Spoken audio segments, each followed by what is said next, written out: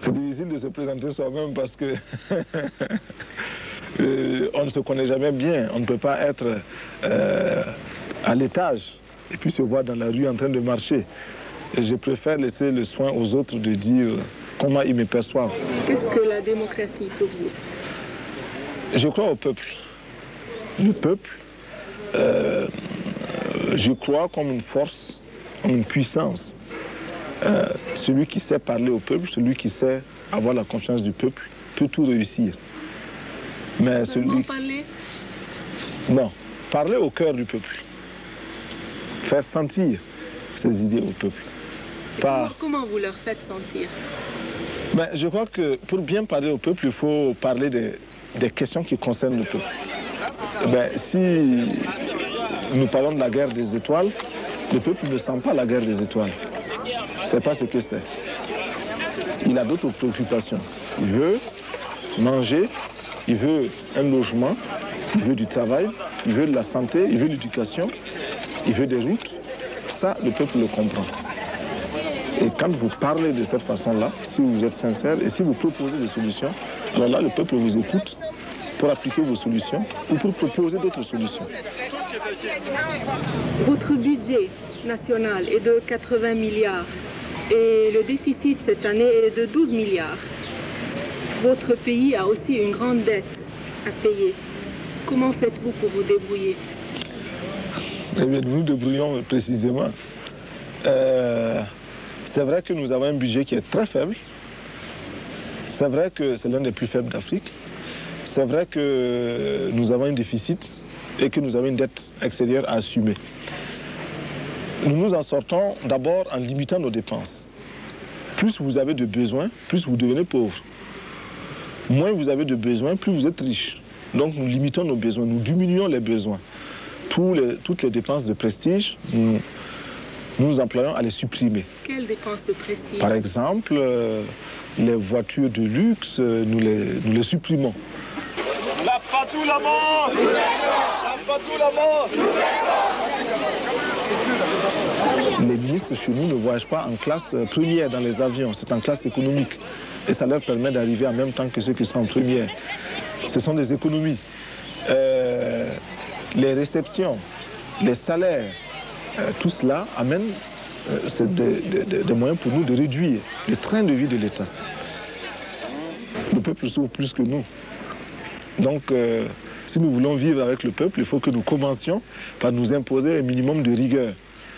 Ne pas croire que la vie est facile.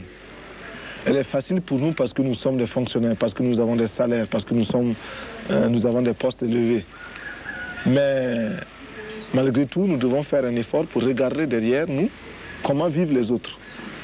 Et cela implique nécessairement de la rigueur. Quand il n'y a plus de rigueur entre nous, tout homme a des défauts, des vices qui remontent en surface progressivement. Il est plus facile de laisser ces vices s'exprimer, la paresse, la saleté, le vol, le mensonge. Tout cela est facile pour s'exprimer chez l'homme, plutôt que la vertu et le dévouement pour les causes des autres. Donc nous devons faire des exercices. Et nous faisons le sport, c'est aussi pour nous discipliner. En faisant le sport, progressivement, on acquiert une certaine discipline physique, la résistance, mais intellectuelle, mentale, psychologique également. Et c'est bon pour la santé, je crois. Donc tout cela constitue pour nous une préparation pour bien assumer nos fonctions. Qu'est-ce que vous leur faites d'autre? Oh, beaucoup de choses que je ne leur fais pas faire. Je fais avec eux. Oui. Moi aussi, je fais avec eux. Donc, ben, nous apprenons, mais nous imposons, par exemple, d'aller obligatoirement en campagne pour rencontrer les paysans.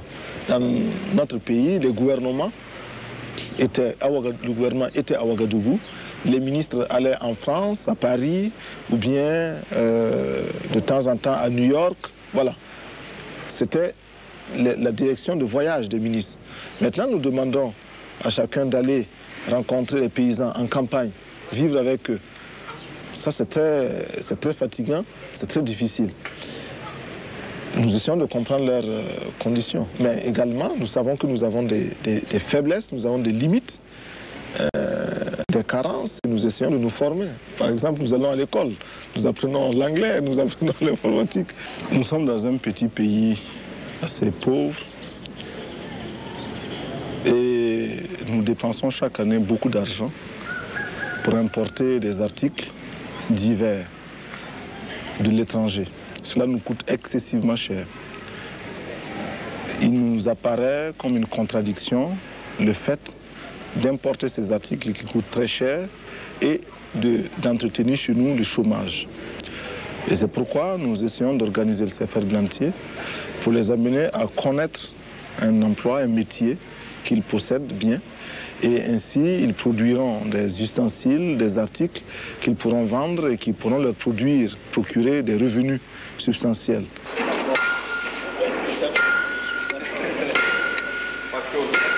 Est-ce que vous avez trouvé le meilleur moyen de les organiser, de les mettre tous dans un seul endroit? Ce n'est certainement pas le meilleur moyen de les mettre tous dans un seul endroit. Mais pour l'instant, nous avons besoin d'une équipe de démarrage pour faire la démonstration de ce que la coopérative peut donner. Nous allons regrouper quelques-uns. C'est ce que nous faisons actuellement. Et nous allons tirer des leçons, des échecs que nous allons corriger, des succès que nous allons codifier. Et nous pourrons reproduire l'exemple ailleurs. Ainsi donc, entre eux, ils pourront s'associer au niveau des familles pour créer ces mêmes types d'emplois pour eux-mêmes, pour leurs enfants et pour leur entourage. Donc, les regroupements actuels ont pour but de nous permettre de tirer des leçons pour le futur. L'eau est un de nos grands soucis. Il n'y a pas de développement sans eau. Il nous faut de l'eau. Et il faut faire des puits, des forages, des barrages. Nous avons organisé le peuple pour faire beaucoup de barrages, de petits barrages, tout petits. Nous n'avons pas les moyens, donc c'est sur la tête qu'il faut porter les cailloux, marcher sur des longues distances pour aller construire les petits barrages. C'est ce que nous faisons. Pour l'alimentation, nous organisons les paysans pour produire beaucoup. Mais il ne suffit pas de produire, nous organisons également les Burkinabés pour consommer, pour avoir une alimentation saine, riche, variée. Parce que chez nous, il y a les deux problèmes, la quantité et la qualité. La quantité n'y est pas, nous n'avons pas beaucoup à manger. Il y a des régions dans lesquelles on ne mange qu'une fois par jour. Chez vous, on mange je ne sais pas combien de fois. Plus de 3 fois, si vous ajoutez, vous mangez plus de 3 fois par jour. Ah oui, c'est trop. C'est trop. C'est pourquoi d'ailleurs, les femmes se pèsent pour voir si elles ont pris du poids chez nous, parce qu'elles veulent maigrir chez vous. Hein? Vous étudiez beaucoup pour maigrir, vous achetez des repas spéciaux pour ne pas prendre des calories, etc. Et nous, nous cherchons des repas pour prendre des calories. On n'a pas la même préoccupation, vous voyez. Et la balance, le pèse-personne, n'a pas la même vocation chez vous que chez nous. Nous, on veut du poids et vous voulez perdre du poids. La santé, vous savez que nous avons, sur 1000 enfants qui naissent, il y a 180 qui meurent dès la première semaine de maladies diverses. Sur 20 millions d'enfants en Afrique, il y a 4 millions qui meurent. Bon, ça veut dire un cinquième des enfants.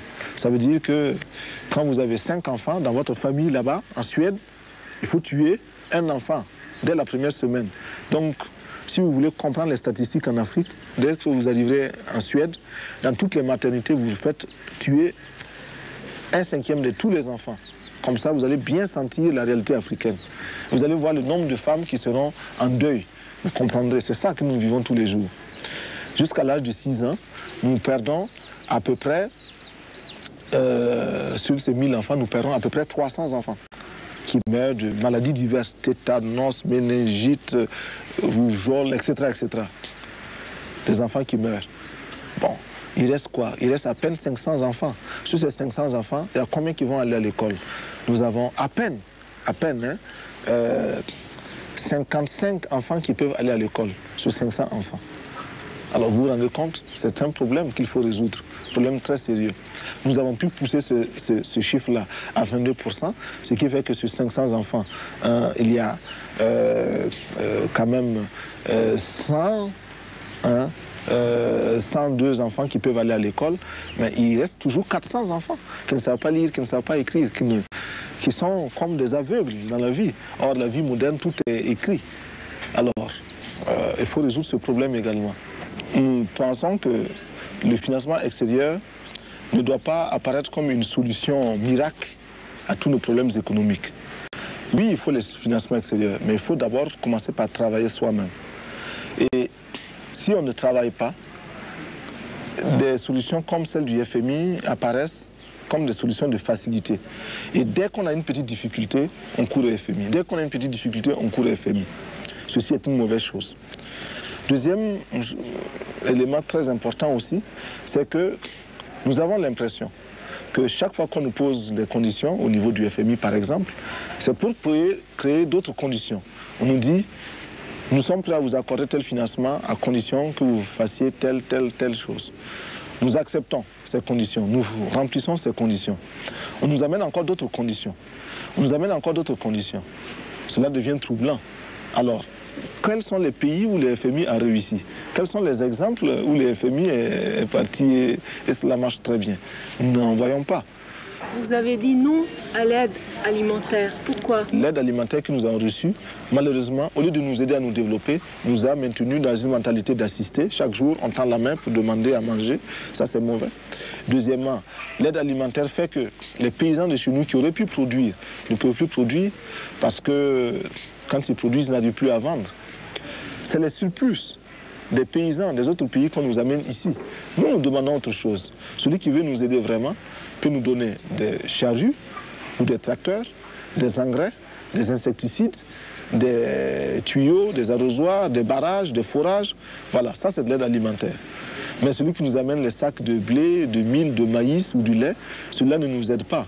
Il nous gave comme on gave les oies. Pour pouvoir vendre l'oie, pour qu'elle soit lourde, présenter qu'on puisse la vendre, ça c'est pas nous qui cherchent, c'est leur argent qu'ils cherchent. Ce n'est pas l'aide, ça. Vous avez 600 organisations non gouvernementales qui travaillent ici. Comment faites-vous pour les organiser? Oui, il y a beaucoup d'organisations non gouvernementales au Burkina Faso à cause de la misère du peuple. Mais est-ce que ces organisations ont été efficaces? Elles n'ont pas toujours été efficaces. Je ne dis pas qu'elles ont toutes échoué. Il y en a qui sont sérieuses.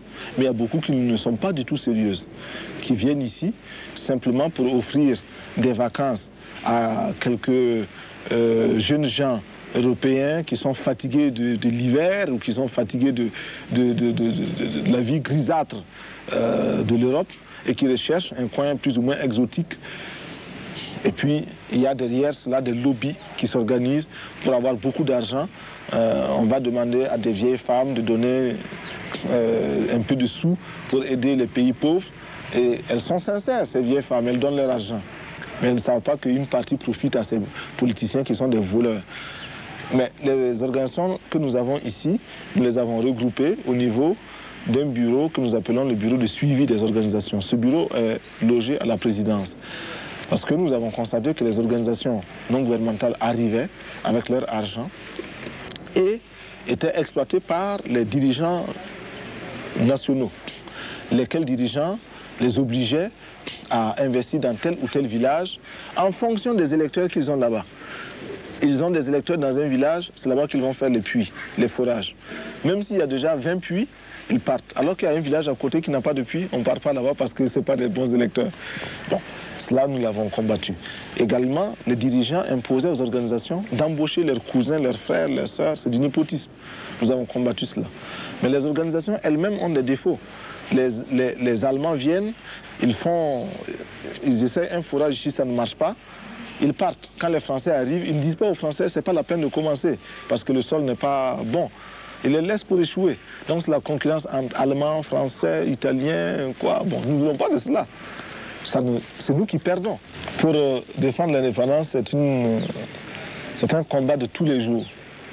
Parce que je ne connais pas sur cette planète-là un pays qui peut soutenir à 100% le Burkina Faso sans demander de contrepartie. Je n'en connais pas. Seul le Burkina Faso peut aider le Burkina Faso. Tous les autres pays vous demanderont toujours quelque chose. Ce qui veut dire que c'est tout le temps la lutte. Et quand vous énoncez la vérité, elle blesse. Les partenaires, les amis pensent que vous devez être inconditionnel, surtout que vous êtes pauvre, vous êtes petit et ils peuvent s'occuper de vous. Or, nous sommes pauvres et petits, mais nous voulons tout le temps dire la vérité partout. Tous ceux qui cherchent à nous dominer, d'où qu'ils viennent, ils sont impérialistes. Même de l'Est. Même de l'Est, s'ils nous dominent. Et pour cela, c'est leur comportement qui fait qu'ils sont impérialistes, ce n'est pas leur position géographique. On ne cherche pas l'impérialisme avec une boussole. Est-ouest, non. On cherche l'impérialisme en fonction du bonheur qu'on a et des rapports qu'on a. Vous êtes là, tant que vous voulez connaître notre peuple, vous n'êtes pas impérialiste. Mais tant que vous cherchez à nous étudier pour nous dominer, vous devenez impérialiste. Et moi, je ne cherche pas à savoir si vous venez du nord ou du sud, de l'est ou de l'ouest. Vous êtes impérialiste et puis c'est tout. Même la couleur de votre peau ne m'intéresse pas. Parce que vous pouvez être noir, comme moi, mais avoir des idées de domination et d'exploitation des Noirs. Est-ce que les Africains n'ont pas de défauts? Les Africains ont beaucoup de défauts. Ils en ont beaucoup. Le premier défaut, c'est que nous sommes pas unis. C'est le plus grand, c'est un grand défaut aujourd'hui pour nous. Mais nous avons les autres défauts des hommes, hein, des autres hommes. Il y a des paresseux chez nous, il y a des voleurs, mais je crois qu'il y en a chez vous aussi, on voit dans les journaux chaque fois. Il y a des dirigeants chez nous qui sont des voleurs, mais on voit dans vos pays également des scandales chaque jour. Il y a des dirigeants chez nous qui sont menteurs, mais on voit chez vous aussi des dirigeants qui sont menteurs, des scandales, tout le temps dans la presse. Donc nous avons les défauts des hommes. Je me retrouve un peu comme un cycliste qui grimpe une pente raide, qui a à gauche, à droite des précipices. Il est obligé de pédaler, de continuer de pédaler, sinon il tombe. Alors pour rester moi-même et pour me sentir moi-même, je suis obligé de continuer dans cette lancée-là. Vous vous sentez isolé en Afrique? Mal compris en tout cas. Mal compris, mal aimé? Mal aimé, oui. Nos positions n'ont pas toujours plu. Mais nous connaissons un dilemme. Soit taire nos positions que nous considérons comme vraies, donc taire la vérité. La vérité, c'est ce que chacun de nous a sa vérité, bien sûr. Nous n'avons pas la vérité absolue. Donc, consciemment mentir pour bénéficier des grâces de ceux qui peuvent nous aider ou de nos partenaires qui sont délicats et puissants. Ou alors, leur dire la vérité dans la conviction, dans l'intime conviction que nous rendons service à notre peuple et à tout autre peuple. Aux Nations Unies, nous sommes membres du Conseil de sécurité des Nations Unies, nous recevons aujourd'hui des pressions multiples, multiformes pour orienter nos votes, pour orienter nos prises de position aux Nations Unies. Pouvons-nous nous taire lorsque l'on agresse un pays parce qu'il est petit? Pouvons-nous nous taire lorsque l'on envahit un autre pays? Nous estimons que si nous sommes aux Nations Unies et au Conseil de sécurité, et si nous n'y sommes pas simplement pour compléter les effectifs et pour la foire, nous devons avoir le courage de dire au nom des peuples qui nous ont fait confiance, car il s'agit de vote, et la Haute-Volta a eu plus de 104 pays qui l'ont élu, nous devons représenter leurs intérêts. Et en particulier, ces pays non alignés qui ont massivement voté pour la Haute-Volta, nous devons quotidiennement, constamment, courageusement défendre les intérêts des non alignés d'une manière particulière, mais d'une manière générale, de tous les peuples qui s'indignent. Si nous ne voulons pas que le Conseil de sécurité des Nations Unies et les Nations Unies en général deviennent une caisse de résonance manipulée par quelques tambourinaires puissants, il nous faut, nous, membres, y exercer tout notre droit, même s'il est limité du fait que quelques-uns ont un veto qui est omniprésent. Nous avons donc des pressions. Mais malgré tout, une grande puissance comme la France, comme les États-Unis ou comme l'Union soviétique, s'ils décident de retirer une partie de l'aide qu'ils vous apportent actuellement, peuvent vous mettre dans de graves difficultés intérieures. Mais c'est vrai. C'est la raison pour laquelle nous sommes obligés de lutter contre l'impérialisme et ses manifestations. L'impérialisme, aujourd'hui, c'est qu'il il est très important, il est plus utile pour lui de nous dominer culturellement, beaucoup plus que militairement. La domination culturelle est la plus souple, la moins coûteuse, la plus efficace. Et c'est pourquoi nous disons qu'aujourd'hui, pour renverser le régime de Haute-Volta, il n'est peut-être pas nécessaire d'amener des mercenaires puissamment armés.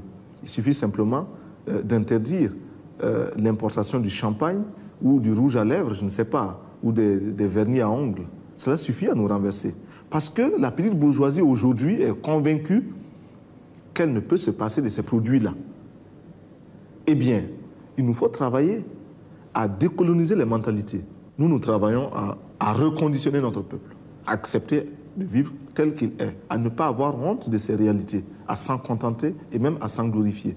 C'est bien si les autres vivent comme cela, mais c'est normal que nous vivions autrement. Nous l'avons choisi. Ils n'ont pas hésité à dire à d'autres pays, par exemple l'Union soviétique, que nous refusions une aide de l'Union soviétique qui n'était pas, de notre point de vue, à la hauteur de notre attente. Nous nous sommes expliqués et je pense que nous nous sommes compris. Tant pis si par moment le langage est un peu cassant. Mais c'est le langage de la vérité et la vérité est révolutionnaire.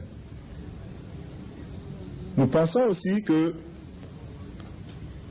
notre rôle est de tout faire pour établir les meilleures relations entre les peuples. Car j'insiste, les gouvernements ont leur logique. Les gouvernements ont leur politique. Et ce n'est pas avec le gouvernement que nous voulons travailler. Nous ne le faisons que lorsque nous sommes obligés de passer par le gouvernement. Nous voulons directement mettre notre peuple au contact des autres peuples. Il n'appartient pas à la Haute-Volta d'apporter sa caution à un quelconque gouvernement. Et nous sommes certains que ceux qui aiment leur peuple aiment les autres peuples. Et ceci est extrêmement important et capital pour nous. Ceci est d'autant plus capital qu'il explique que nous ne voulions pas exporter notre révolution. Il explique que nous ne voulions pas nuire à qui que ce soit. Il explique aussi pourquoi nous entendons avoir les meilleures relations, non seulement avec nos voisins, mais avec tous les autres peuples. Notre pays produit suffisamment de quoi nous nourrir. Nous pouvons dépasser même notre production, malheureusement. Par manque d'organisation, nous sommes encore obligés de tendre la main pour demander des aides alimentaires. Ces aides alimentaires qui nous bloquent, qui nous inspirent, qui installent dans nos esprits cette habitude, ces réflexes de mendiants, d'assister. Nous devons mettre de côté ces aides par notre grande production. Il faut réussir à produire plus. Produire plus. Produire plus parce que il est normal que celui qui vous donne à manger vous dicte également ses volontés. Ne consommons que ce que nous contrôlons.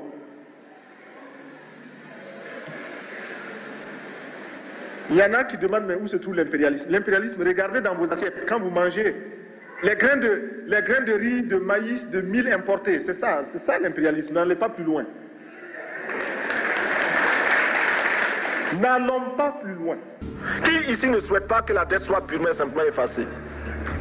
Celui qui ne le souhaite pas, il peut sortir, prendre son avion et aller tout de suite à la Banque mondiale payer. Tous nous souhaitons adopter la nécessité de dire clairement que nous ne pouvons pas payer la dette. Non pas dans un esprit belliqueux, belliciste. Ceci pour éviter que nous n'allions individuellement nous faire assassiner. Si le Burkina Faso tout seul refuse de payer la dette, je ne serai pas là à la prochaine conférence. Par contre, avec le soutien de tous, dont j'ai besoin, et quand nous disons que la dette ne saurait être payée, ce n'est point que nous sommes contre la morale, la dignité, le respect de la parole. Parce que nous estimons que nous n'avons pas la même morale que les autres. Entre le riche et le pauvre, il n'y a pas la même morale. La Bible, le Coran, ne peut pas servir de la même manière celui qui exploite le peuple et celui qui est exploité. Il faudrait alors qu'il y ait 2 éditions de la Bible et 2 éditions du Coran. Il y a un camarade là, où est le camp délégué? Oui, sortez là. Bon, voilà, vous êtes là avec la publicité Levi's. Faites la publicité de Levi's. Bon, c'est bien. Je vois le jean avec ses bien cousus là, Levi's. C'est bien. Mais ça, c'est américain. Vous voyez même, c'est marqué en bas, San Francisco. C'est écrit San Francisco. Qu'est-ce que vous voulez qu'on fasse? Comment on va nationaliser? Comment on va faire? L'autre là-bas qui est venu poser la question là. Harvard. Pride and quoi? Ouais, formaldehyde. Formaldehyde, voilà. Mais ça veut dire quoi? Mais ici à Kayana, vous croyez qu'il n'y a pas de tisserand pour faire comme ça? Julia Ficatier du journal La Croix. Ma question s'adresse au capitaine Sankara. Je voudrais savoir qu'est-ce que vous avez été chercher à Moscou et à Cuba dernièrement, parce que vos voyages posent aussi question à la France, mais aux pays voisins comme la Côte d'Ivoire. Bon, j'ai été à Moscou, j'ai été à Cuba et ailleurs aussi. Je n'ai pas seulement été dans ces pays-là, parce que nous entretenons d'excellentes relations avec ces pays, avec les dirigeants de ces pays. Nous avons des projets qui nous paraissent extrêmement importants pour notre développement. Nous recherchons des partenaires.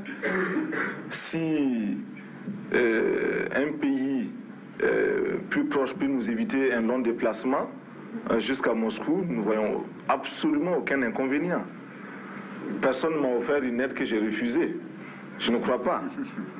Il me manque seulement un Concorde, parce qu'il y en a qui ont les moyens, c'est tout.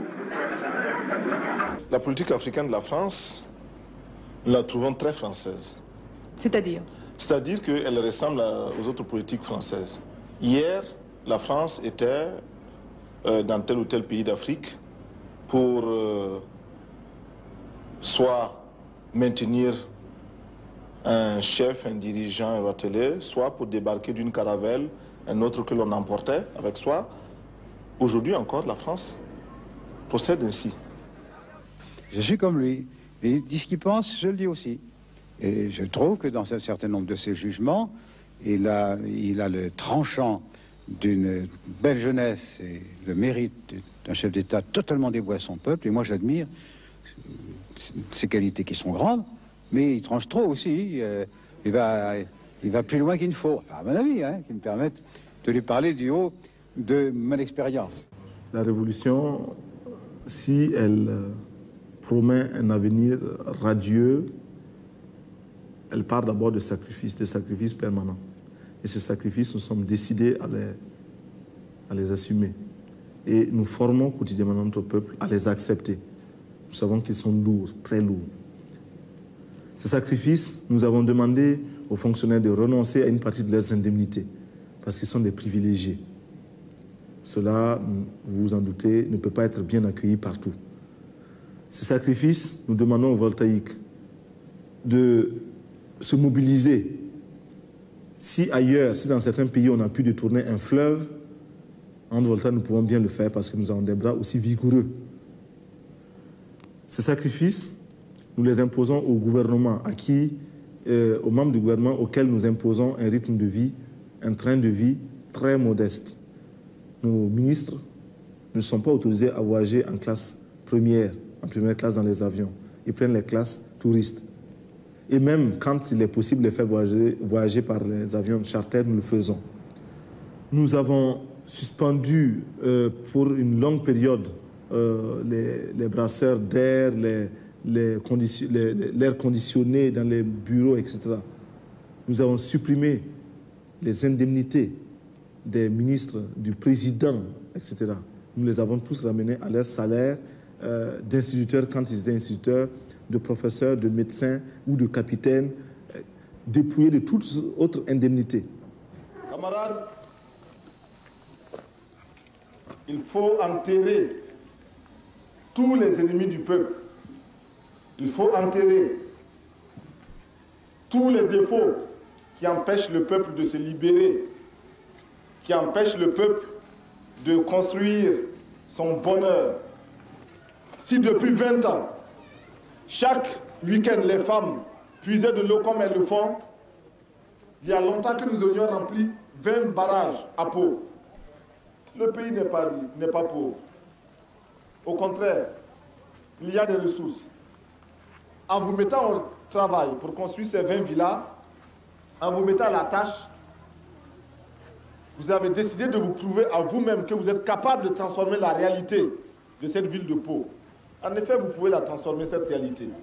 Mais pour cela, il faut bannir de vos rangs les paresseux. Ceux qui ne veulent pas travailler. On ne peut pas se développer sans mobilisation. Nous ne pouvons pas nous développer si le peuple lui-même ne prend pas son destin en main. C'est le peuple qui doit construire le pays. Ce n'est personne d'autre. C'est 20 villas aujourd'hui. Demain, ça sera 20 écoles, ça sera 20 dispensaires, ça sera 20 maternités. Et chaque année, ce sera comme ça. Il faut bannir de vos rangs les féodaux, les équilibristes, ceux qui croient que ce chantier est pour eux l'occasion de devenir de petits patrons pour les élections futures. Tous ces gens, tout cela, il faut les mettre de côté. Il faut bannir de vos rangs les maris qui n'autorisent pas leurs femmes à aller sur les chantiers. Camarades, les mauvais maris, les paresseux, les voleurs, les maris réactionnaires, les petits patrons, les grands patrons, les détourneurs de fonds, les voleurs, il faudrait qu'ici aussi nous commencions à nous débarrasser de cet art féodal. Ce sont des arts féodales, de l'éducation féodale, qui nous a dit que le garçon est toujours au-dessus de la fille. À l'école même, quand les filles sont en grossesse ou des choses comme ça, on les renvoie, n'est-ce pas? On les exclut. Mais on ne cherche même pas à savoir si le partenaire avec lequel elle a eu la grossesse là ne se trouve pas par hasard dans la classe. Et même s'il s'y trouve, on le laisse lui, le garçon. Donc le garçon peut faire autant d'enfants qu'il veut. Dès la 6e, s'il commence à faire des enfants, jusqu'en terminale, on ne le renverra jamais. Mais la fille, même si elle est à un jour de son bac, elle fait un enfant, allez, renvoyé. Parce que militant CDR, responsable de la sécurité, équipé d'un gros fusil, on n'est même pas sûr que ça percute, mais enfin.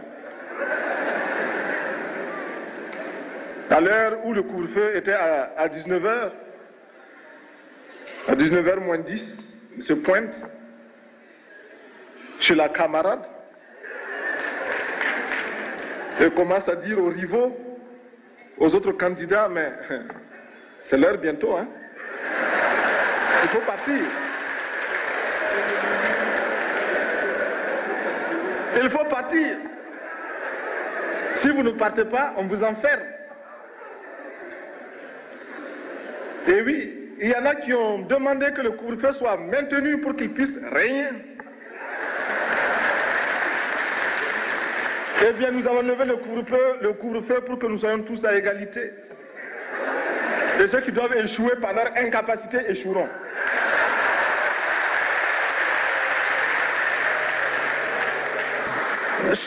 Chers frères, avec le soutien de tous,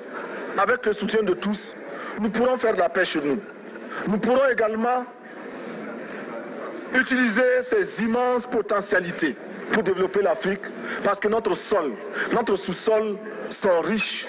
Nous avons suffisamment de bras et nous avons un marché immense, très vaste, du nord au sud, de l'est à l'ouest. Nous avons suffisamment de capacités intellectuelles pour créer, ou tout au moins prendre la technologie et la science partout où nous pourrons les trouver. Monsieur le Président, faisons en sorte que nous mettions au point ce front uni d'Addis Abeba contre la dette. Faisons en sorte que ce soit à partir d'Addis Abeba que nous décidions de limiter la course aux armements entre pays faibles et pauvres. Les gourdins et les coutelas que nous achetons sont inutiles. Faisons en sorte également que le marché africain soit le marché des Africains. Produire en Afrique, transformer en Afrique et consommer en Afrique. Produisons ce dont nous avons besoin et consommons ce que nous produisons au lieu d'importer. Le Burkina Faso est venu vous exposer ici la cotonnade produite au Burkina Faso, tissée au Burkina Faso, cousue au Burkina Faso pour habiller les Burkinabés. Ma délégation et moi-même, nous sommes habillés par nos tisserands, nos paysans. Il n'y a pas un seul fil qui vienne de l'Europe ou de l'Amérique. Je ne fais pas un défilé de mode, mais je voudrais simplement dire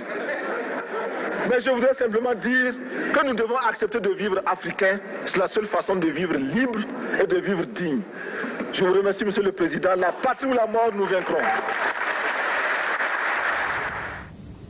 Et nous disons que réellement, ceux qui s'opposent à notre peuple s'opposent à leur propre peuple.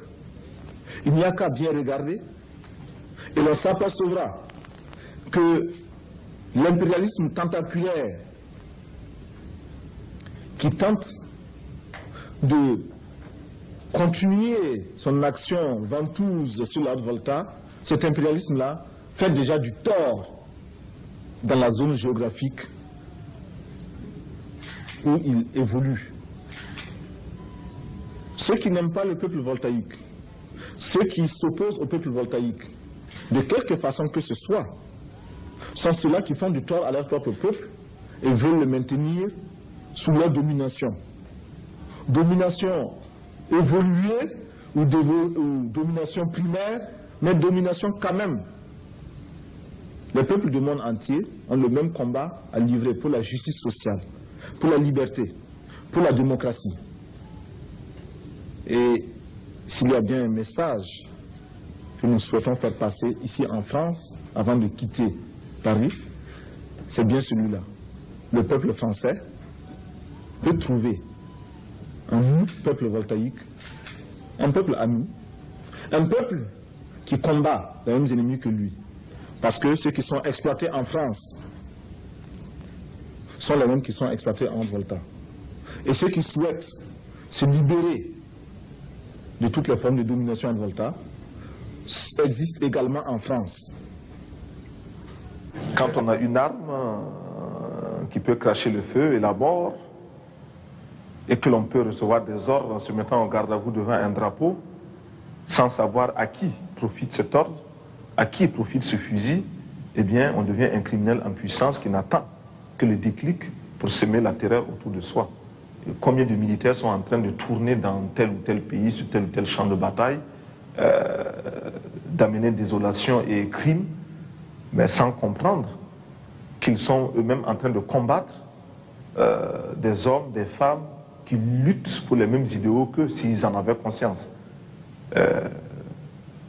Des fils d'ouvriers qui voient leurs parents aller en grève contre des régimes réactionnaires, mais qui, parce qu'ils sont entrés dans l'armée, acceptent de combattre au profit des dirigeants réactionnaires.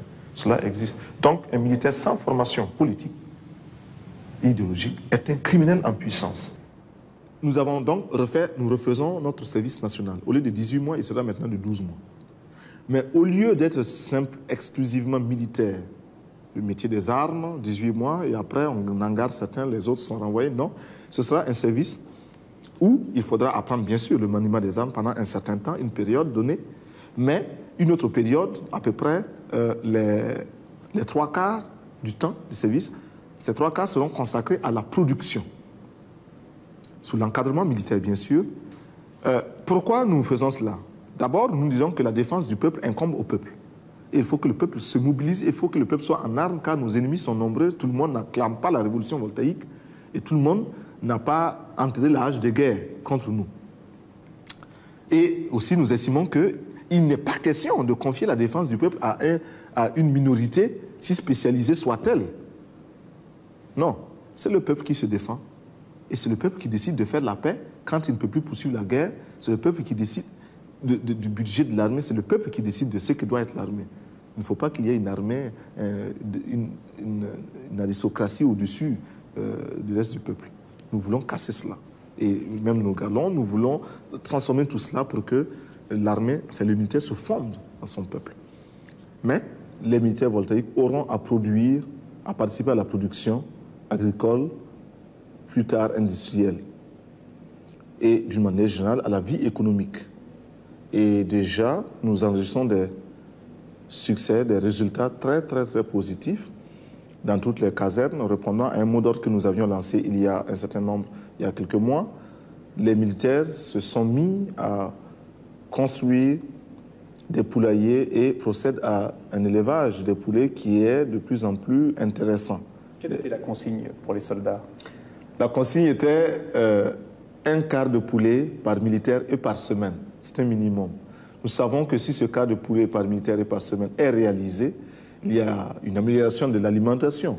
Il y a aussi un désintéressement de cette couche de salariés réguliers que sont les militaires par rapport au marché du poulet, de la volaille, ce qui va nécessairement baisser le prix de la volaille pour d'autres clients que sont les civils.